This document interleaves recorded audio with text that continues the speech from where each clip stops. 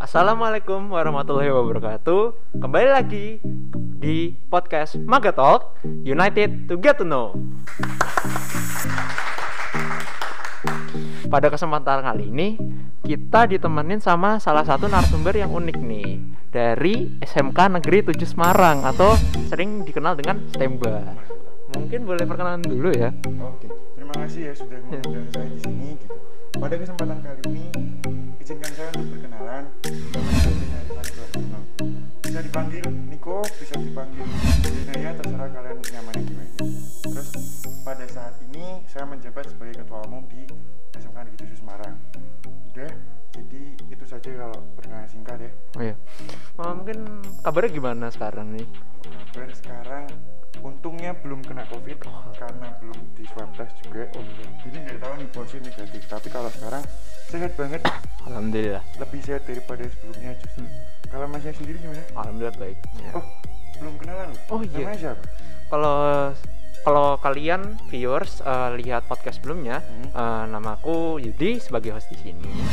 Jadi ya. Jadi Kak Yudi ini namanya. Iya. Oke. Mungkin di sini sebenarnya tuh banyak pertanyaan lah. Kalau semisal dari kalangan umum, tapi kami dari panitia memilih dan menyaring pertanyaan-pertanyaan dari umum yang ingin dipertanyakan kepada Niko ya. Yang pertama itu, kenapa sih kok Niko mau jadi anggota MPK di STEMBA? Pengen jadi anggota MPK pada saat itu jujur-jujuran aja, karena di SMK 7 itu syarat utama namanya aja majelis perwakilan kelas. Otomatis ketua kelas itu kayak nilai wajib untuk masuk di organisasi MPK. Nah, di kesempatan pada waktu itu saya kelas 10, saya masuk ke seleksi karena udah pasti masuk kan. Jadi diseleksi dulu untuk menentukan keanggotaan, kamu jadi apa di MPK SMK Negeri 7 Semarang. Nah, dari situlah yang membuat saya menjadi anggota MPK gitu. Oke. Mungkin selanjutnya sih kan udah dijawab kenapa mau jadi anggota MPK. Sekarang gantian perannya MPK atau majelis perwakilan kelas di STEMBA. Di STEMBA. Iya. Spesifik banget ya. Iya. Tapi pasti kalian semua juga udah ngerti, karena kan rata-rata yang nonton juga anak-anak MPK juga. MPK di sekolah kalian masing-masing kan punya perannya masing-masing. Tapi secara garis besar kan namanya MPK, majelis perwakilan kelas, tentu saja menjadi jembatan antara sekolah ke siswa. Karena sedikit agak canggung untuk mengkritik sekolah kan, kayak langsung ngomong ke gurunya, Bu, saya nggak suka sekolah karena begini kan gak enak. Nah, maka dari itu MPK ini hadir untuk mewadahi aspirasi dari siswa.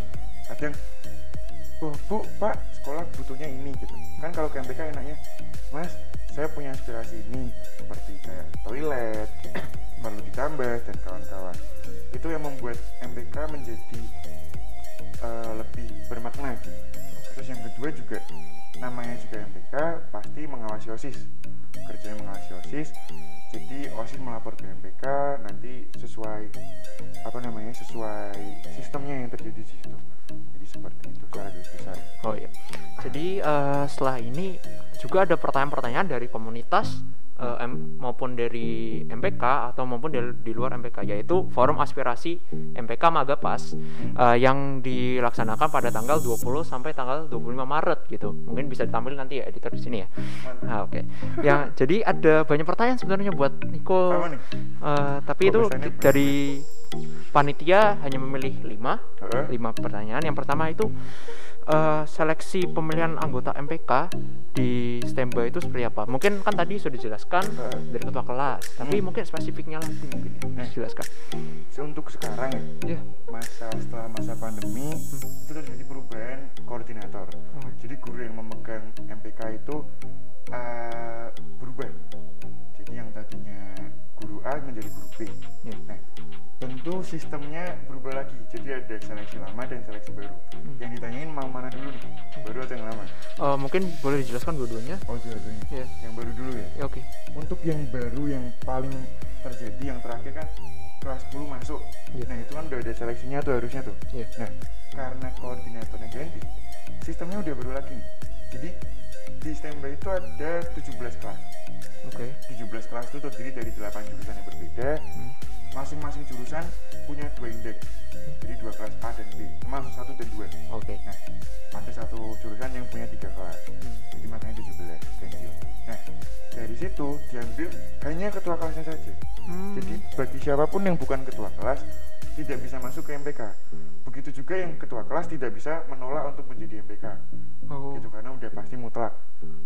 Hal ini disinyalir atau digunakan untuk menanggulangi problem ketika menggunakan seleksi yang lama. Kan seleksinya menggunakan ada seleksi, jadi banyak kelas atau ada beberapa kelas yang tidak termasuk di sana.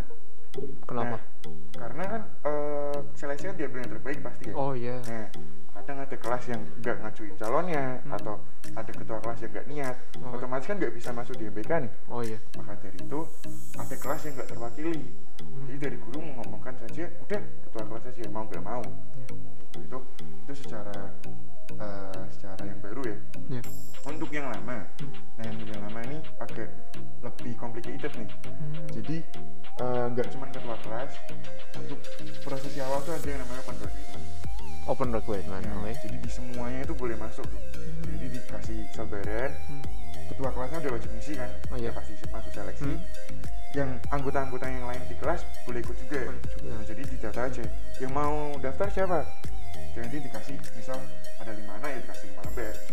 Nah, setelah open recruitment itu dari kelas menerima data-data yang diperlukan, masuk ke seleksi tahap awal gitu. Jadi semuanya dikumpulin, ada seleksi wawancara, seleksi games, dan seleksi yang memang diperlukan untuk melihat akademik dari siswa tersebut, apakah mampu atau tidak.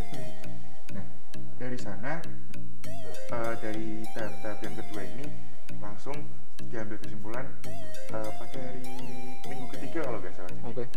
Ada 3 minggu prosesinya. Minggu pertama wawancara, minggu kedua itu seleksi games, minggu ketiga itu permintaan untuk suara. Jadi pertama minta suara ke kakak kelas untuk memvote dirinya. Gitu. Jadi mungkin kakak kelas minta, kamu nyari si anak ini, jadi baru nanti tak kasih voteku gitu. Jadi ada request yang harus dipenuhi. Maka dari itu seleksi ini berjalan seperti itu. Lalu pada minggu terakhir diumumkan siapa yang lolos dari MPK. Nah, untuk ketua kelas yang tidak lolos di seleksi ini, jadi sebelumnya seleksi ini tuh diperuntukkan untuk menentukan STO. Oh iya, struktur organisasi. Ya. Kamu di mana, kamu di komisi apa. Nah, untuk yang tidak lolos itu nanti masuknya ke korbit. Maksudnya ke perkas. Nah, perkas itu perwakilan kelas, jadi ketua kelas yang nggak lolos di MPK maksudnya ke sana. Jadi ke perkas itu. Itu seleksi yang di lama dan yang baru. Dan mungkin selain pertanyaan MPK ini kita mungkin agak intermezzo ya. Mungkin kesibukan Niko mungkin pas lagi pelajaran apalagi di sekolah tuh gimana aja sih? Mungkin bisa dijelaskan gitu. Sibuk dalam artian apa yang dilakukan? Iya, mungkin pelajaran, mungkin ada organisasi juga, mungkin bisa dijelaskan. Paling sibuk sih ya itu sekolah online ya. Ya mungkin kalau belum tahu, mungkin di beberapa kelas di beberapa sekolah kan ada yang sampai lama gitu kan, dari pagi sampai sore, pagi sampai siang. Kalau di SMK 7 tuh 1 hari 1 mapel. Dan memang di-announce oleh oleh kepala sekolah memang nggak boleh meet lama-lama gitu. Jadi memang benar-benar di situ tuh untuk materi yang esensial. Sisanya tugas-tugas. Nah, itu ada plus minusnya nih. Jadi mungkin plusnya dulu kuotanya nggak kebuang. Sibuknya di sana, jadi sibuknya untuk meeting dalam 1 jam sehari itu kan harus wajib ya, absensi juga penting. Ngerjain tugasnya yang banyak sekali. Gitu. Jadi mungkin juga relate sama teman-teman yang di sana. Ada. Pasti ada SMA lain atau SMK yang lain juga melihat, oh sama nih, ya di STEMBA juga gitu. Meskipun pelajarannya tadi cuma 1 jam, tapi tugasnya dikerjakan sebulan. Enggak selama sebulan. Maksudnya ada yang sampai mingguan gitu. Kadang kelompok.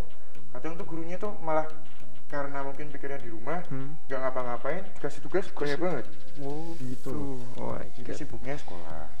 Terus yang sibuk-sibuk yang lain paling ekstrakurikuler. Gitu. Kalau ekstrakurikulernya apa? Aku basket. Basket. Waduh. Nah basket loh. Halo anak basket. Saya yakin hanya 1% yang nonton anak basket. Karena tidak membahas basket. Nah, iya. Mungkin selanjutnya kita kembali lagi ke topik MPK. Saat di masa pandemi ini kan kita diterjang banyak tantangan, Betul. banyak cobaan. Iya. Mungkin tapi kalau di luar itu apakah ada program kerja terobosan atau program kerja yang inovatif di STEMBA gitu ada nggak selama pandemi? Nah, pandemi. Iya. Tentu saja pandemi, buat yang belum tahu pandemi itu apa pasti sudah tahu. Iya. Kan COVID ya, nggak bisa ketemu. Kalau angkatan buka waktu kelas 10 kan ada pertemuannya nih. Nah, susahnya ketika di pandemi pasti di perihal rapat. Yang tadinya rapat rutin seminggu sekali, dari Rabu ketemuan gitu kan, ngomongin ini mau ngapain, tapi sekarang harus online. Iya. Nah, tentu terobosan yang pertama pasti di rapat yang tadinya offline jadi online. Jadi platformnya kalau di SMK 7 tuh disupport pakai Microsoft Teams. Oh, menggunakan Teams Pasti ya. semuanya juga udah kenal gitu. Ya. Versi Zoom cuman lebih bagus dan lebih susah. Nah, dari sini kita rapat untuk membicarakan gitu, seperti rapat rutin, pembagian materi ke kelas 10.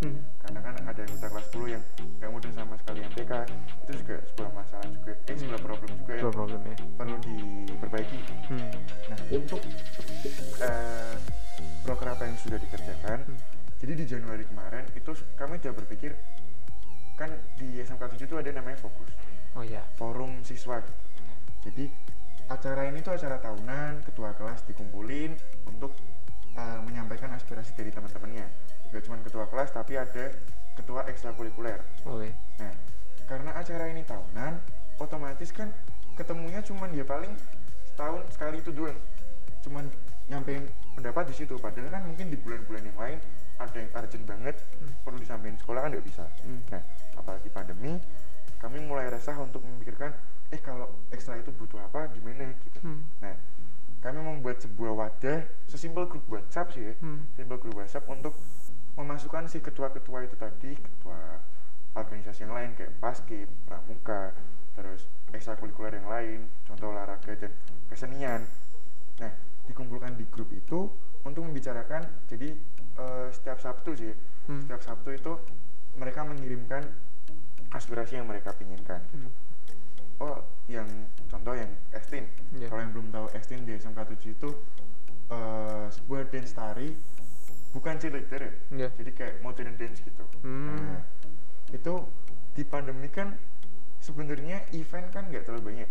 Nah, tapi ada sebuah event yang perlu disupport sekolah gitu. Nah, itu sebagai contoh dimintakan ke sekolah untuk minta latihan gitu.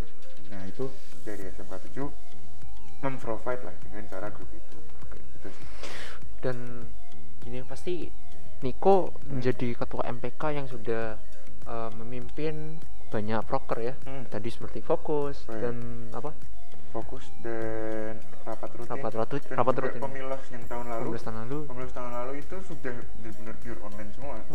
Jadi yang tadinya di rumah, yang tadinya di sekolah, meskipun sama-sama online tapi kan fisik nih orangnya hadir nih.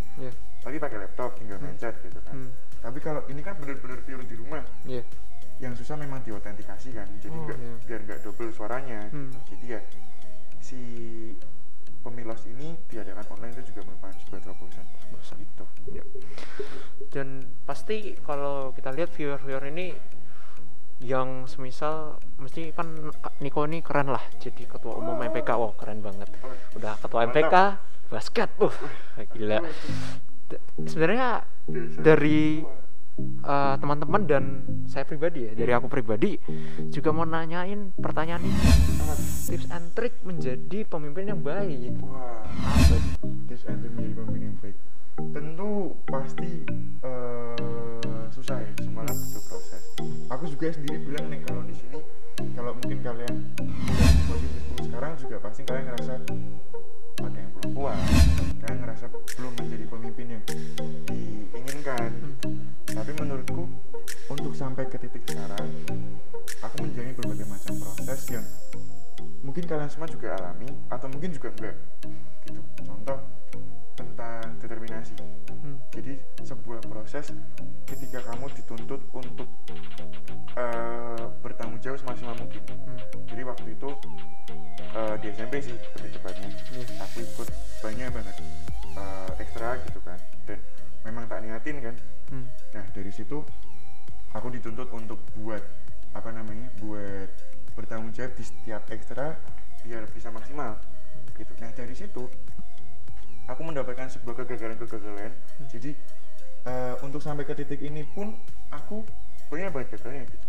Banyak banget sebuah masalah yang harus dialami. Nah jadi di problem itu yang membuat aku sekarang jadi ngerti, oh aku harus sering introspeksi diri. Karena pada waktu itu juga aku ngerasa kalau besok itu kan hari terakhirku aku hidup. Itu quotesku.